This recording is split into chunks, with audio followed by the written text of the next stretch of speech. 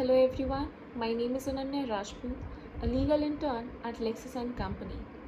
So today I'm going to talk about gender inequality in the Indian police force.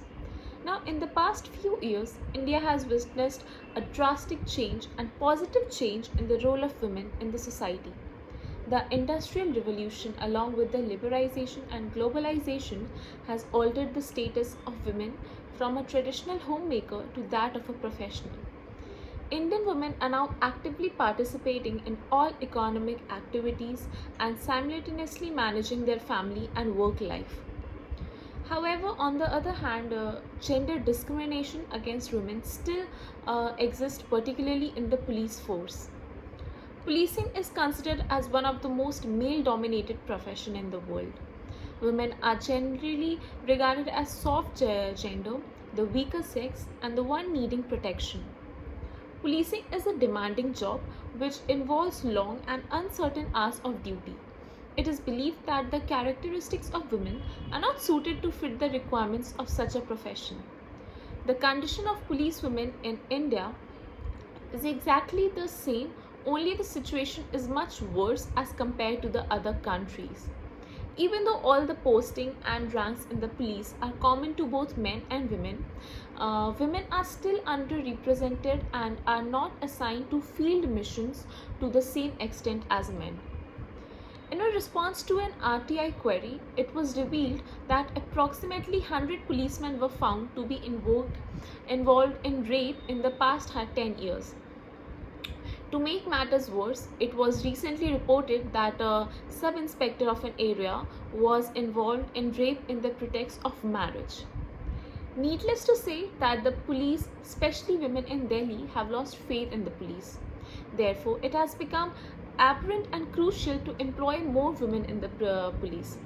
According to 2013 statistics, police women constitute only 7.13%, that is total of 5,356 of 75,169 police personnel only in Delhi. A number of states in India, for instance Andhra Pradesh, Gujarat, Jharkhand, Karnataka, Rajasthan, Tamil Nadu and Punjab have established all-women police stations which are managed and run exclusively by women police personnel. This is because women generally feel more comfortable about approaching police station manned by women rather than regular police station, especially for women-related problems like dowry harassment, sexual harassment, assault, bigamy, eve-teasing, domestic violence, and many more. Unfortunately, Delhi hasn't made any progress here. Time and again, various promises have been made by the government and police authorities ensuring that more women personnel will be inducted in the force, but the number remains woefully low. Rule of law is the cornerstone of any democracy. Rule of law essentially means equality before law and all individuals being subjected to the same laws in the same measure. Our constitution grants equality to women and also empowers the state to adopt measures of positive discrimination in favor of women to balance the cumulative socio-economic, educational and political disadvantages faced by them. The principle of gender equality is enshrined in the preamble, fundamental rights, fundamental duties and directive principle. Although the Indian government has enacted various women-specific legislation to uphold the constitutional mandate, but protection against gender-based discrimination in recruitment and promotion is expressly provided by the Equal Remuneration Act 1976. For the purpose of increasing employment opportunities of women, a provision in this Act exclusively calls for setting up of an advisory committee.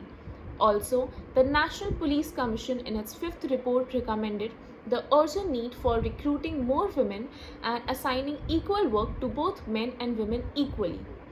India has also ratified various international conventions and human rights instruments expressing the same view, like the Nairobi Forward-Looking Strategy 1985, Beijing Declaration and the Platform for Action 1995.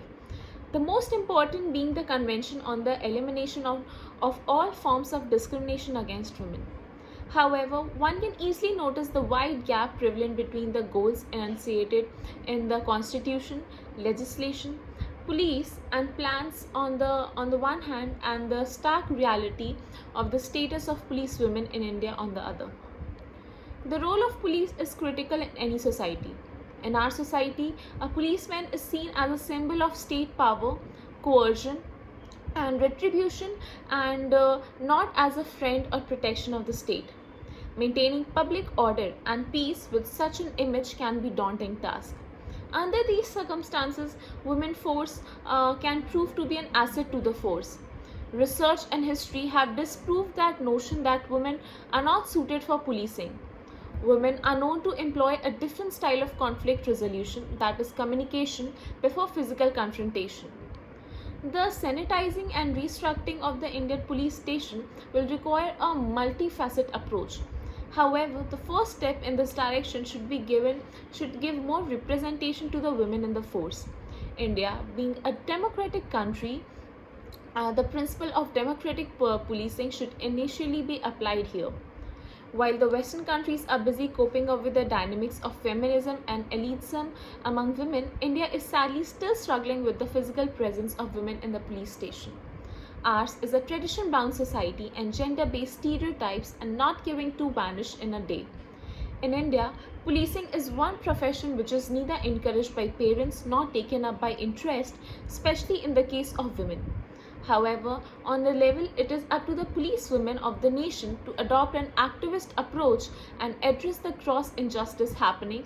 On another level, government should formulate and strictly implement policies that guarantee equality between male and female workforce.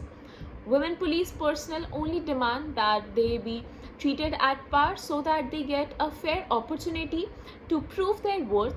The same selection criteria, training standards, incentives, and work schedules should be applicable to them as those applicable to their male counterparts.